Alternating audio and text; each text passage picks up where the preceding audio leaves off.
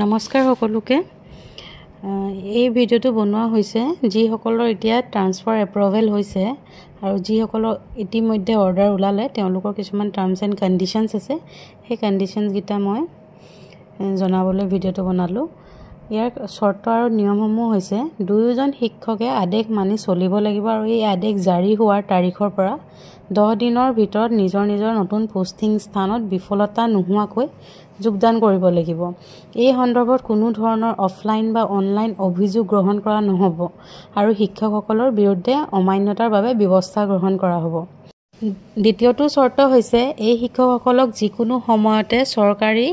বা প্ৰাদেশিক প্ৰাথমিক বিদ্যালয়লৈ বদলি কৰাৰ অধিকাৰ চৰকাৰে সংৰক্ষিত ৰাখি পিটিআৰ ইত্যাদি বজাই ৰাখিবলৈ যিকোনো সময়তে যদি কোনো আবেদনকাৰীয়ে নিযুক্তি দিয়া যোগ্য কৰ্তৃপক্ষৰ যিকোনো আদেশৰ পিছত পদত্যাগ মৃত্যু বা বদলি বা যুক্তিবাদীকৰণ আদিৰ বাবে আৰু বিদ্যালয়ত নাথাকে তেন্তে এই পাৰস্পৰিক বদলিৰ আদেশ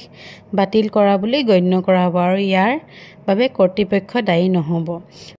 যদি মিউচুৱেল অৰ্ডাৰত মেনশ্যন কৰা স্কুলখন এমালগেমেটেড বা মাৰ্জড হৈছে তেনেহলে শিক্ষকজনে সেই এমালগেমেটেড বা মাৰ্জড হোৱা স্কুলখনতে জইন কৰিব লাগিব শিক্ষকে নতুন বিদ্যালয়ত যোগদান কৰাৰ 5 দিনৰ ভিতৰত শিক্ষা হেতু আৰু HRM আসাম ইন পৰ্টেলত নিজৰ প্ৰফাইল আপডেট কৰিব লাগিব যিটো ব্যৰ্থ হলে তেওঁৰ বিৰুদ্ধে উপযুক্ত ব্যৱস্থা গ্ৰহণ কৰা হ'ব